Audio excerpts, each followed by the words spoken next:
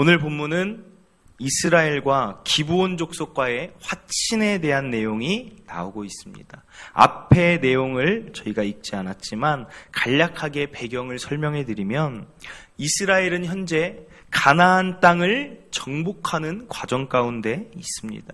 그런데 이 가나안 정복 과정 가운데 하나님께서 이스라엘에게 말씀하신 것이 있습니다. 그것은 가나안 민족을 모두 진멸하라는 것입니다.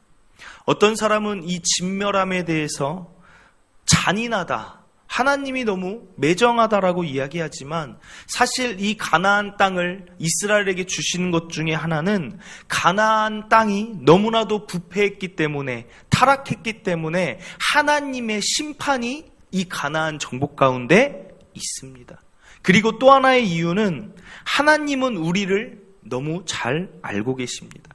사람이 좋은 것보다 안 좋은 곳에 더 쉽게 영향받는다는 것을 하나님이 알고 계세요. 그래서 신명기 20장 18절에 보면 이런 말씀이 있어요. 이는 그들이 그 신들에게 행하는 모든 가증한 일을 너희에게 가르쳐 본받게 하여 너희가 너희의 하나님 여호와께 범죄하게 할까 함이니라. 그들을 진멸하라는 이유가 하나님께서는 가나안 민족을 진멸하지 않으면 이스라엘이 언젠가는 타락한다라는 것을 분명히 알고 계셨습니다.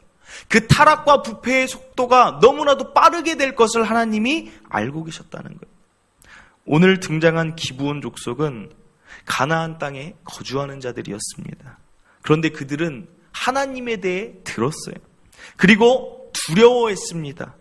오늘 말씀한 것처럼 당신의 종들에게 이 땅의 모든 주민들을 당신 앞에서 멸하라 하신 것을 우리가 듣고 심히 두려워하여서 우리가 이렇게 하였다. 그들이 말하고 있습니다.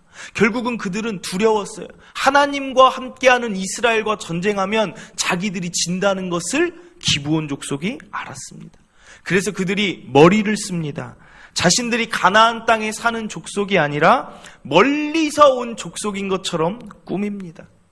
낡은 가죽 부대를 가져오고 신을 다 떨어진 것, 그리고 곰팡이 난 양식을 가져와서 우리가 멀리서 왔으니 우리와 화친을 맺어 주세요. 이게 오늘 우리가 읽었던 내용이라는 거예요. 결국은 3일 뒤에 그들이 속인 게 가나안 족속임을 여호수아에게 들키고 맙니다. 그러나 이 스토리를 보면 사실 기브온 족속의 입장에서 보면 그들은 너무나도 잘한 일입니다. 마치 여리고성에 들어갈 때 기생 라합이 그 이스라엘의 하나님을 두려워하여서 손을 내민 것과 같은 일을 지금 기브온 족속이 한다는 거예요. 기브온 족속 입장에서 보면 그들은 구원의 기회를 잡은 것이기 때문에 잘한 일이라는 거예요. 그러나 이스라엘의 입장으로 본다면 그들은 하나님 앞에서 너무나도 큰 실수를, 죄를 가져올 수 있는 일들을 벌였다는 것입니다. 결국 이방 민족에 대한 그들의 느슨한 태도가 나중에 가나안 정복에 내내 영향을 미치면서 결국은 가나안 족속들을 다 몰아내지 못한다는 거예요. 그 결과 우리가 잘 알고 있듯이 여호수아 다음에 사사기 시대가 도래하는 것이 바로 이 이방 민족을 몰아내지 않았기 때문이에요. 그러면 어디서부터 문제였습니까? 왜 이런 실수를 하나님 앞에 범하였습니까? 여호수아 9장 14절에 보면 그들의 문제를 이렇게 지적합니다. 무리가 그들의 양식을 취하고는 어떻게 할지를 여호와께 묻지 아니하고. 성경에서 내리는 진단은 뭐냐면 여호와께 묻지 않음이 너희들의 잘못이다 말하고 있는 거예요. 물었어야 됩니다. 가나안 전쟁이라는 그 위대한 전쟁 앞에 화친을 맺는 일, 하나님의 전쟁 앞에 하나님께 묻고 화친을 맺어야 됩니까? 아닙니까를 물었을 때 그들이 너희들을 속이고 있다라든지 아니면 하나님이 이렇게 하라든지 뭔가의 말씀을 하시든지 아니면 원래대로 그들을 진멸해야 된다라든지 뭔가의 말씀을 그들이 들었어야 된다는 거예요. 물었어야 된다는 것입니다. 참 여기서 이상한 것은 왜 도대체 묻지 않았을까? 이 민족의 지금 지도자가 누굽니까? 여호수아예요. 여호수아는 깨어있는 사람이에요. 하나님과 긴밀한 소통을 하는 사람입니다. 그런데 왜 여호수아가 묻지 않았을까요? 탁월한 지도자가 묻지 않은 이유가 무엇일까 생각해 보니까 가치관의 문제예요. 가치관이 무엇입니까? 무언가를 옳다 그르다 판단하는 기준이에요. 여호수아의 가치관에는, 여호수아의 생각에는 동맹하고 화친을 맺는 게 나쁠 게 없는 거예요. 스스로 볼 때 옳다 여겨지는 거예요. 그렇기 때문에 하나님께 물을 이유가 없었던 것입니다. 가나안 전쟁 가운데 가나안 족속이 아닌 다른 땅의 사람들 한 명이라도 동맹이 맺어져 있으면 우리한테도 좋지 않을까라는 자신의 생각이 이미 결론 내기 때문에 묻지를 않는다는 거예요. 가치관의 문제가 있었다는 거예요. 그래서 묻지 않은 결과가 어떻게 되었는가?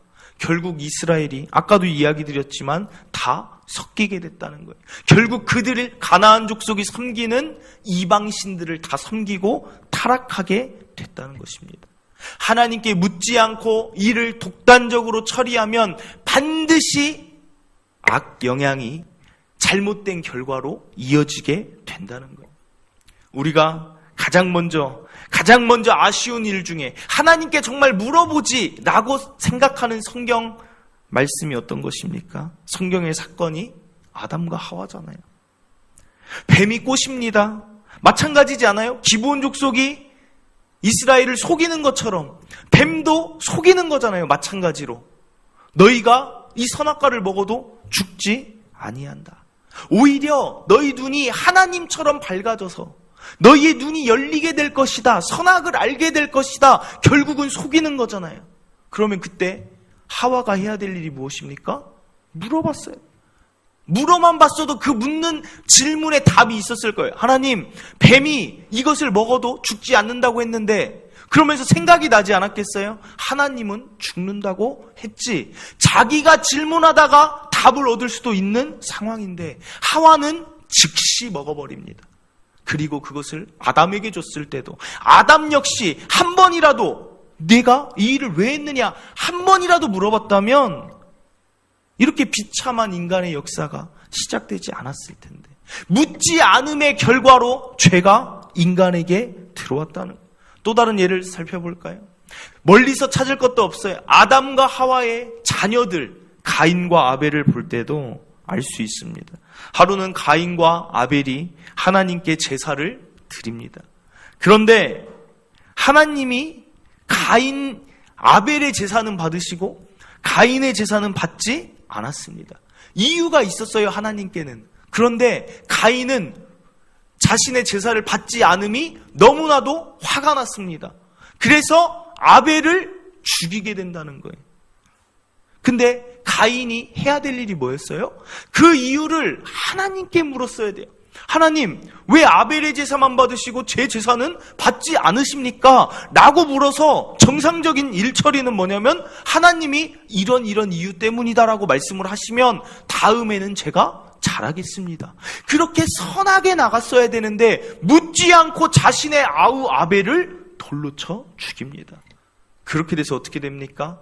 가인은 일평생 유리하며 도망하는 자가 되었고 아벨의 후손을 피해 다니며 아벨의 후손과 가인의 후손이 서로 원수가 되지 않겠습니까? 묻지 않음이 문제라는 거예요. 한 가지 예만 더 들어보겠습니다. 이스라엘의 초대왕 사울입니다. 우리 잘 알고 있다시피 멋지게 왕으로 세움을 받았는데 그의 마지막은 어떻게 됩니까? 마지막은 비참하게 죽고 하나님께 버림받았다는 거예요. 그런데 그 이유가 무엇인가? 왜 그가 왕으로 잘 세움을 받고 비참하게 다윗만 쫓는 삶을 살다가 죽게 되었는가? 성경에서도 그 이유를 이렇게 말합니다. 역대상 10장 14절에 여호와께 묻지 아니하였으므로 여호와께서 그를 죽이시고 그 나라를 이새의 아들 다윗에게 넘겨주셨더라. 하나님이 이스라엘의 왕을 세운 이유가 무엇입니까?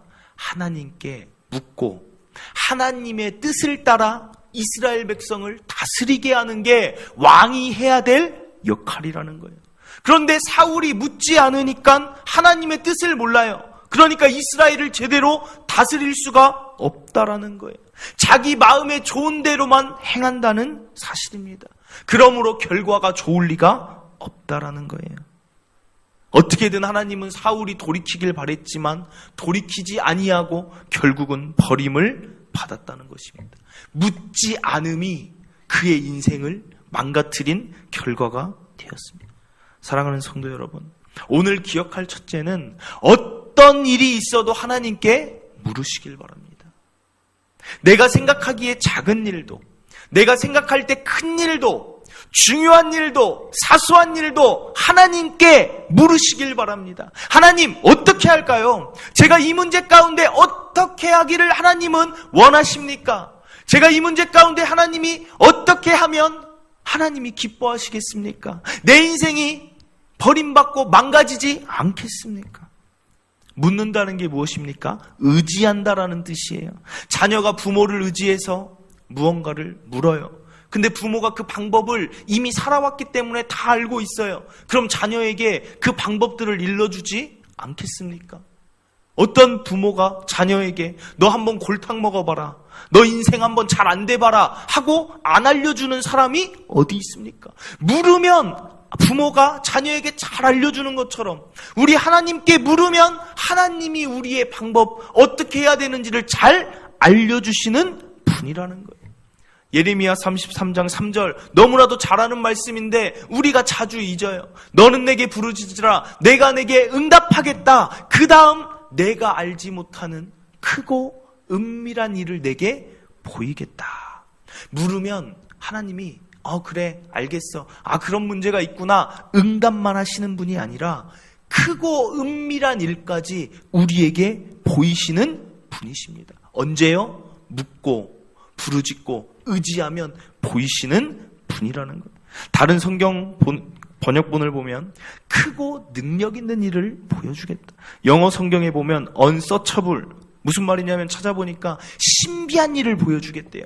헤아릴 수 없는 일을 보여주겠대요. 너희는 탐지할 수 없는 일을 보여주겠대요. 불가사의한 일을 너희들에게 보여주시는 분이 하나님이시라는 거예요. 홍해 앞에서 생각해 보세요. 앞이 바다로 막혀 있습니다. 뒤에는 군대가 있습니다. 어떻게 할지를 모를 때 모세는 하나님께 묻고 기도했습니다. 그리고 기다렸습니다. 그때 어떤 신비하고 불가사의한 일을 보여주셨습니까? 한 번도 듣지도 보지도 못하고 인간의 생각으로는 생각도 하지 못하는 일, 홍해를 갈라주시는 일을 그들이 묻고, 모세가 묻고 의지할 때 보여주셨다는 거예요. 이게 우리 하나님이시라는 거예요. 하나님의 백성이 묻고 의지하면 이런 일들을 보여주신다는 거예요. 그런데 왜 우리 앞에는 그런 일들이 일어나지 않을 때가 많습니까? 묻지 않기 때문이에요. 구하지 않기 때문이에요. 더 간절히 구하면 주신다는 거예요. 야고보서 4장 2절에 이런 말씀이 있어요. 너희가 얻지 못함은 구하지 아니하기 때문이라. 구해보세요. 반드시 주실 줄 믿습니다. 물어보세요. 반드시 응답해 주실 줄 믿습니다. 이스라엘아, 여호와를 의지하라. 그는 너희의 도움이시오, 너희의 방패시로다. 하나님이 도와주시고 방패되어 주신다는데 왜 하나님의 도움과 그 방패되심을 우리가 찾지 않겠습니까? 이 일을 정말 잘한 사람이 누구냐면 다윗이라는 사람이에요. 하루는 다윗이 전쟁에 나가고 성을 비웠습니다. 그랬더니 누가 쳐들어와요? 아말렉 사람들이 쳐들어왔어요. 그래서 다윗의 아내뿐 아니라 다윗의 부하의 아내, 자녀들을 다 데리고 갔습니다. 그때 만약에 우리가 그런 일을 당하면 어떻게 하겠습니까? 당장이라도 아말렉이 있는 곳을 쳐들어가야 되는데 그때 다윗이 하는 일이 무엇이었냐면 그때도 물어본다는 거예요. 사무엘상 30장 8절에 이런 말씀이 있어요. 다윗이 여호와께 묻자와 이르되 내가 이 군대를 추격하면 따라잡겠나이까 하니 여호와께서 그에게 대답하시되 그를 쫓아가라. 내가 반드시 따라잡고 도로 찾으리라. 사실은 물을 필요도 없잖아요. 내 아내랑 자식이 잡혀갔는데, 그런데도 다윗은 이성을 잃지 않고 침착하게 다시 한번 묻고 있다라는 거예요. 그런데 여기에 다윗의 형통함의 비밀이 여기에 있다는 거예요. 다윗은 절대로 혼자 나가지 않는다는 거예요. 다윗은 승리를 주신다는 약속을 받은 다음에 나가는 사람이라는 거예요. 하나님의 도움, 하나님의 방패되심을 확신하고 약속을 받고 나가니까 승리가 없겠습니까? 승리할 수밖에 없는 상황으로 만들고 자신의 일을 행한다는 거예요. 이게 얼마나 멋진 일입니까? 만약에 하나님이 나가지 말라고 했으면 다윗은 안 나갔을 거예요. 하나님이 나가라고 할 때까지 기다렸을 거예요. 그걸 어디를 보면 알 수 있습니까? 사울을 보면 알 수 있잖아요. 사울을 몇 번이나 다윗은 죽일 기회가 있었어요. 그리고 다윗은 전쟁에 능한 사람이에요. 사울 죽이는 것은 일도 아닐 수 있어요. 그런데 하나님이 원하시지 않는 것 같으니까 그가 도망자가 되어도 기다리잖아요. 하나님께 묻고 하나님이 원하시는 방법들을 늘 찾아가니까 사울도 죽이지 않는 태도를 우리가 볼 수 있다라는 것입니다. 다윗은 언제나 이렇게 살았어요. 묻고 하나님이 예스하면 나가고 하나님이 노하면 나가지 않았다는 것입니다. 그리고 기다렸다는 거예요. 그러니까 그의 삶 가운데 승리가 보장되었다는 것입니다. 역대상 18장 6절에 보면 다윗이 다메섹 아람의 수비대를 두매 아람 사람이 다윗의 종이 되어 조공을 바치니라. 그 다음 구절이 우리에게 정말 너무나도 간절히 소원하는 구절. 다윗이 어디로 가든지 여호와께서 이기게 하시니라. 우리가 내가 이기려고 하는 삶을 산다라는 거예요.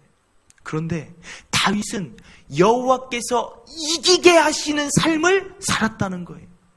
이게 정말 아름다운 삶이라는 거예요. 예전에 어떤 TV를 보는데 그들이 열심히 노를 저어요. 열심히 노를 젓는데도 배가 나가지 않는 거예요. 그런데 그때 바람이 한번 불으니까, 바람이 한번 불어주니까 도슬담배인데 바람이 한번 불어주면 그냥 그 순풍을 타고 앞으로 거침없이 배가 질주하는 것입니다. 마찬가지예요. 우리의 신앙생활도 이렇게 돼야 된다라는 거예요. 내가 이기려고 내가 열심히 노를 젓는 게 아니라 하나님의 바람이 불어서 우리를 거침없이 나아가게 이기게 하시는 삶을 우리가 살아야 된다는 것입니다. 언제 이런 삶이 열립니까? 묻고 의지할 때 이런 삶이 열릴 줄 믿습니다. 둘째로 하나님 따라가시길 바랍니다. 신앙생활은 따라가는 거예요. 앞장서 가는 게 아니라는 거예요. 오늘 9장 15절 앞에 본문을 보면 그들의 문제 하나를 또 이야기합니다. 여호수아가 곧 그들과 화친하여 그들을 살리리라는 조약을 맺고 회중 족장들이 그들에게 맹세하였더라. 여기서 문제되는 단어가 뭐예요? 여호수아가 곧이라는 거예요. 주체가 여호수아였고 곧이라는 단어예요. 자신이 곧 일을 저질러 버린다는 거예요. 하나님보다 앞서 나갔다는 사실입니다. 아까 본 하와의 일도 그렇지 않습니까? 가인의 일도 그렇지 않습니까? 선악과를 곧 먹어버리고 가인이 아벨을 보자마자 곧 돌로 쳐서 죽이고 하나님이 개입할 시간을 주지를 않는다는 거예요. 오늘 말씀 준비하면서 머릿속에 맴도는 속담이 하나 있어요. 어떤 속담이냐면 돌다리도 두들겨보고 건너라는 거예요. 돌다리인 거 보면 뻔히 모릅니까? 돌다리가 얼마나 튼튼하겠어요. 그런데도 두들겨보고 건너래요. 마찬가지예요. 우리에게도 돌다리처럼 너무나도 쉽게 뭔가 물어보지 않아도 할 수 있는 일들이 많이 있습니다. 돌다리 건널 수 있는 능력이 나에게 있어요. 그래도 두드려보라는 거예요. 누굴 두드리면 됩니까?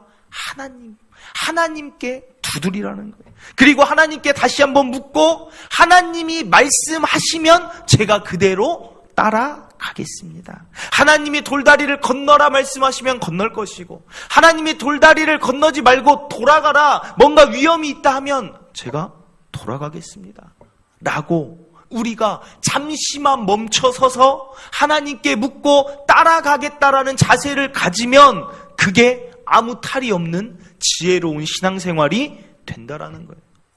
때로 유튜브나 집회를 통해서 간증을 들을 때가 있어요. 그러면 간증의 내용이 무엇입니까? 자신의 삶이 어려움이 있었어요. 돌고 돌아서 하나님을 만났다는 것입니다. 그러나 대다수 간증자의 공통적인 것을 보면 그들 스스로 고백하기를 자신이 하나님 말을 잘 안 듣는 사람이었다. 이런 말 많이 듣죠. 자신이 자기 원하는 대로만 살다가 돌고 돌고 고생하다가 하나님을 만났다. 다시 말하면 하나님보다 늘 앞서서 자기 스스로 나아갔던 사람들이에요. 그래서 그들의 인생이 꼬였다는 거예요. 간증을 들을 때 참 감사한 것은 그들이 하나님을 만났다는 게 너무나 우리에게 감사하고 위안이 되고 위로가 되지만, 또 하나는 어떻게 생각하면 진작부터 처음부터 하나님 말씀 잘 듣고 따라갔으면 그 고생은 하지 않았을 건데 라는 생각도 들 때가 있다라는 것입니다. 신앙생활은 단순해야 돼요. 신앙생활은 복잡해서는 안 됩니다. 그냥 하나님께 묻고 하나님이 말씀하시는 대로 순종하며 따라가는 것이 지혜로운 신앙생활인 줄 믿으시길 바랍니다. 성경은 하나님과 우리의 관계를 목자와 양으로 비유하고 있어요. 양이 할 일이 무엇입니까? 양이 할 일이 뭐예요? 목자 따라가는 거예요. 목자가 이쪽에서 풀을 먹어라 하면 그쪽 가서 풀을 먹으면 되고, 목자가 여기에서 물을 먹어라 하면 그쪽에 가서 물을 먹는 것입니다. 그게 좋은 삶이라는 거예요. 목자만 쫓아다니는 게 좋은 삶이라는 거예요. 안전한 삶이고 평안한 삶이라는 거예요. 그런데 꼭 그런 양이 있어요. 목자가 저리로 가자고 하는데 고집 부리고 자기 마음대로 저쪽으로 가는 거예요. 목자는 이쪽을 얘기하면 저쪽을 가요. 그럼 그쪽에는 뭐가 있습니까? 가시가 있을 수 있고, 거기에는 짐승의 위협이 있을 수 있고, 그곳에는 절벽의 위험도 있을 수 있다라는 거예요. 가서 가시에 찔리기도 하고 짐승의 위협에 시달리기도 하고 절벽에 떨어질 뻔하기도 하고 돌고 돌아서 목자 고생도 시켜요. 목자가 또 그 양을 찾아와요. 양도 고생하고 목자도 고생하고 따라가기만 하면 되는데 평강이 복인 줄 믿으시길 바랍니다. 뭔가 엄청난 내 삶의 간증을 만들려고 하는 것보다 평탄하게 평강하게 하나님 따라가는 삶이 신앙생활의 진짜 복인 줄 믿으시길 바랍니다. 예수님이 부활하신 후에 제자들을 만났어요. 그리고 말씀하십니다. 뭐라고 말씀하세요? 첫인사가 뭐예요? 너희에게 평강이 있을지어다. 예수님 믿고 따랐는데 갑자기 돌아가셨어요. 십자가에 못 박혀 죽으셨어요. 얼마나 어지러운 상황이에요. 그래도 예수님은 그들에게 말한 게 뭐냐면 평강이 있어야 된다는 거예요. 평강이 있을지어다. 오늘 우리에게도 마찬가지라는 거예요. 어떤 복잡한 상황에서도 예수님이 우리에게 원하는 것은 평강이 있기를 원한다는 거예요. 그럼 어떻게 평강이 있어야 합니까? 바로 예수님 따라가면, 예수님 믿고 의지하면 평강을 주시는 것입니다. 신앙생활을 하면 할수록 우리 삶 가운데, 신앙생활 가운데 평강의 복이 더 흘러 넘쳐야 돼요. 이게 정상입니다. 그런데 내 삶에 평강이 없다. 그 말은 다른 말로 뒤집으면 무슨 말이에요? 내가 지금 목자를 잘 안 따라가고 있구나. 내가 지금 잘 묻지 않고 있구나. 내가 의지하지 않고 내가 목자보다 앞서서 여기 가시가 있는데도 그냥 돌진하고 저기 절벽이 있는데도 그냥 막 가는, 그게 평강을 없애는 삶이라는 거예요. 목자 따라가서 평강을 누리시길 간절히 바랍니다. 말씀을 맺습니다. 사랑하는 성도 여러분, 앞으로 우리 삶 가운데 무슨 문제나 어떤 상황 가운데에도 침착하시길 바랍니다. 잠시만 멈춰서 하나님께 물어봐야지 그렇게 생각하세요. 구체적인 방법을 말씀드릴게요. 교회로 나오세요. 이 교회는 제 교회도 아닙니다. 이 교회는 만민이 기도하는 집이라고 했어요. 그래서 사실은 제가 생각하는 것 중에 하나가 이 교회를 24시간 오픈을 해놓을까, 지금 그 생각을 하고 있어요. 왜냐면 이 집은 우리 집이 아니니까, 하나님 집이니까 언제나 누구든지 나와서 기도할 수 있게 이 공간을 그냥 믿음으로 이런 걸 다른 부정적인 생각보다는 긍정적이게 오픈해놔서 언제라도 사람들이, 그렇잖아요. 때로는 막 새벽에도 갑자기 기도하고 싶을 때가 있고, 오후에도 나와서 막 오후에는 물론 제가 있기 때문에 괜찮지만, 언제 그 사람들이 기도할지 모르는데 내가 이 문을 걸어 잠그는 게 맞지 않겠다라는 생각이 들 때도 있어요. 그냥 기도하고 싶을 때, 묻고 싶을 때 하나님께 나오는 거예요. 그래서 잠시 멈춰서 하나님께 기도하는 것입니다. 하나님, 제가 저 혼자 이 일을 감당할 수가 없습니다. 저 혼자 이 일을 처리하고 싶지가 않습니다. 그리고 하나님이 말씀해 주시면 제가 그 말씀 듣고 말씀에 따라 행하겠습니다. 무슨 문제와 상황이 있으면 왜 교회로 나오라고 하냐? 교회로 나오는 그 순간 일단 멈추게 되잖아요. 아니면 그 상황 속에서 내 판단으로 먼저, 아까 여호수아가 곧 일을 행한 것처럼, 하와가 곧 그것을 먹은 것처럼 일을 해버리잖아요, 우리가. 그러니까 그때 무슨 일이 있으면 멈추는 거예요. 앞에 사람이 있으면 말하는 거예요. 제가 하나님께 기도하고 하나님께 물어보고 말씀하시는 대로 제가 이 상황을 정해보겠습니다. 그리고 잠깐 멈춰서 생각을 하고 기도하면 하나님이 그런 하나님을 의지하는 자에게 지혜를 주지 않겠습니까? 돕는 자를 주지 않겠습니까? 위협이 있다라면 그걸 피할 길을 내주시지 않겠습니까? 묻지 아니하니까 우리가 얻지 못하는데, 그래서 교회로 나오시라는 거예요. 교회 나와서 잠깐만 멈춰도 우리의 삶이 평강의 삶으로 만들어질 수 있다는 것입니다. 저는 정말 여기 있는 우리가 하나님 의지하고 묻고 따라감으로써 평강의 축복들이 날마다 우리 삶 가운데 흘러 넘치길 간절히 소원합니다. 이 시간 우리 찬양 부르며 기도하도록 하겠습니다. 나의 힘이 되신 여호와여, 우리가 주님을 사랑하며 주님을 의지합니다라는 그 찬양의 고백을 우리가 다시 한번 같이 고백하도록 하겠습니다.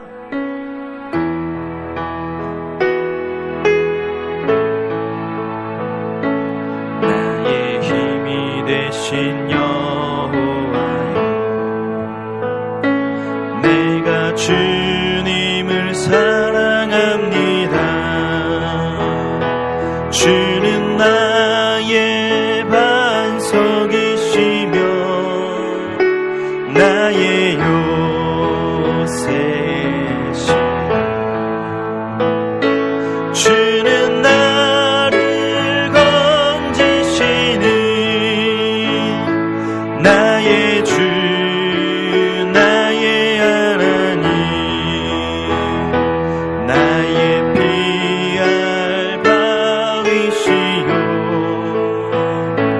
나의 방패시라.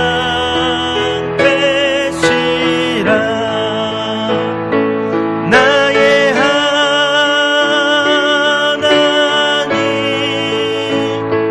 나의 하나님,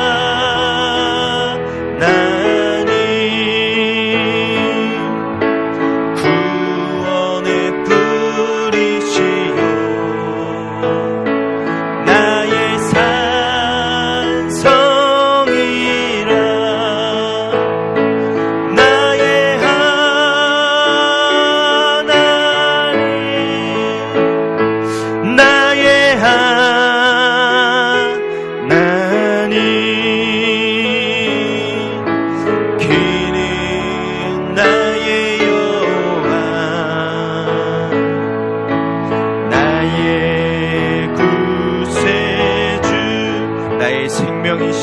나의 생명이신 여호와여,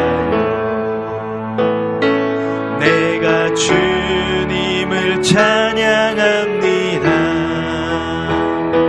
주는 나의 사랑이시며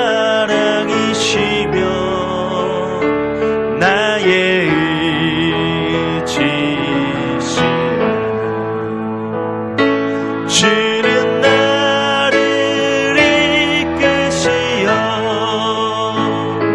주의 길 인도하시며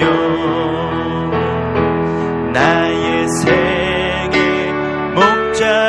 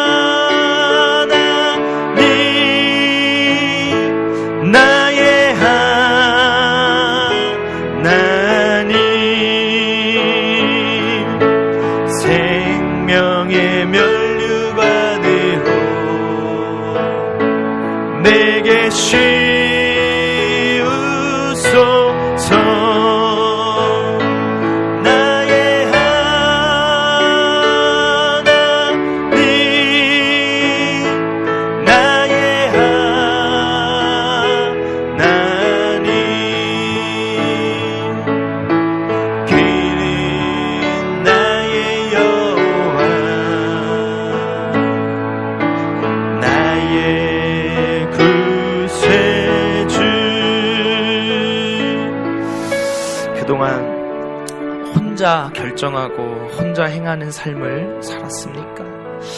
나의 힘이 되신 여호와께서 우리를 인도해 주시길 원합니다. 물론 지금까지 내가 혼자 결정하고 살아왔어도, 지금까지 잘 살아왔지만 이제는, 오늘부터는 나의 도움과 나의 반석과 나의 요새와 나의 건질 구세주 되시는 그 하나님을 믿고 그 하나님을 의지하며 살아가시길 바랍니다. 분명히 이전과는 비교할 수 없는 평강으로 우리를 하나님께서 채워 주실 것입니다. 물으세요. 마음껏 의지하세요. 그 하나님이 우리에게 크고 비밀한 일들로 채워 주실 것입니다. 하나님, 이제는 내 힘으로 살지 않고 다윗처럼 이기게 하시는 삶을 물으면서 살겠습니다. 우리 결단하는 기도 주여 한번 외치고 기도하도록 하겠습니다. 주여